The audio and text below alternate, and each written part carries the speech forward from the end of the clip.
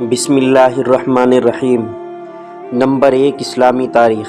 حضرت امام ابو حنیفہ رحمۃ اللہ علیہ کی فقہی خدمات۔ حضرت امام ابو حنیفہ رحمۃ اللہ علیہ کی زندگی کا اصل کارنامہ فقہ کی ترتیب و تدوین ہے۔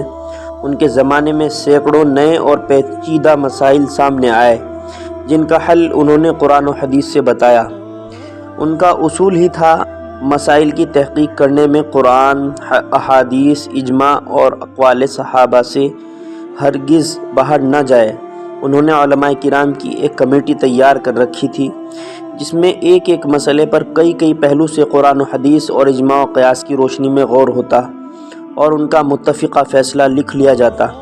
اس طرح 30 سال کی مدت میں یہ عظیم الشان کام مکمل ہوا۔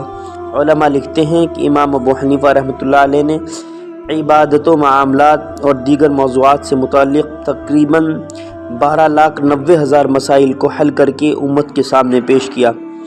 فقہ میں ان کی ذہانت اور قرآن و احادیث کے مطابق جچے تلے فیصلے کو دیکھ کر بڑے بڑے فقہاء و محدثین فرمانے لگے کہ امام ابو حنیفہ رحمۃ اللہ علیہ اپنے دور کے سب سے بڑے فقیہ اور قرآن و احادیث کے مقاصد کو سمجھنے والے ہیں۔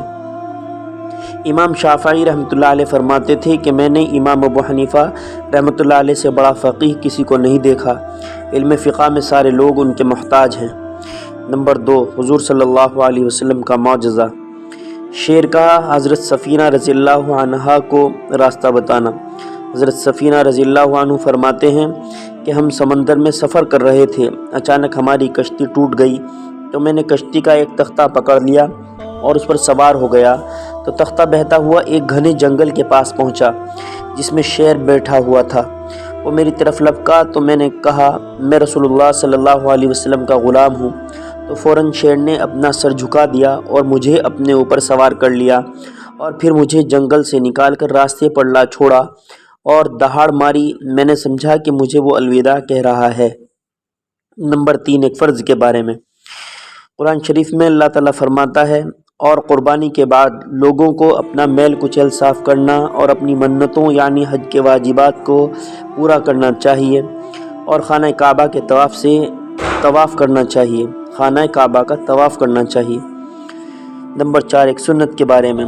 ایمان پر خاتمے کے لیے اس دعا کا اہتمام کرنا چاہیے، ربنا افرغ علینا صبرا وتوفنا مسلمین۔ اس کا ترجمہ یہ ہے، اے ہمارے رب ہم پر صبر کے دہانے کھول دے اور ہمیں اسلام پر وفات عطا فرما۔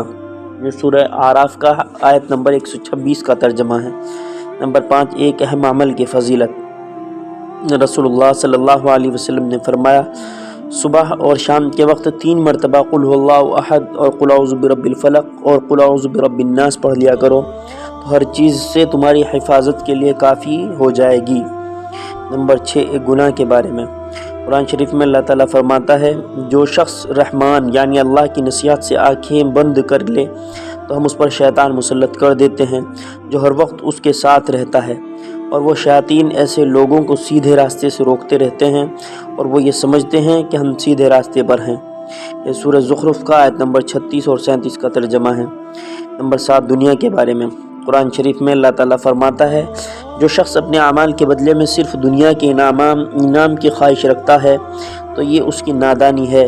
اسے معلوم نہیں کہ اللہ تعالیٰ کے یہاں دنیا اور آخرت دونوں کا انجام موجود ہے، لہٰذا اللہ سے دنیا اور آخرت دونوں کی نعمتیں مانگو۔ اللہ تمہاری دعاؤں کو سنتا اور تمہاری نیتوں کو دیکھتا ہے۔ سورہ نساء کا آیت نمبر 134 کا ترجمہ ہے۔ نمبر 8 آخرت کے بارے میں۔ قرآن میں نماز کی تمنا۔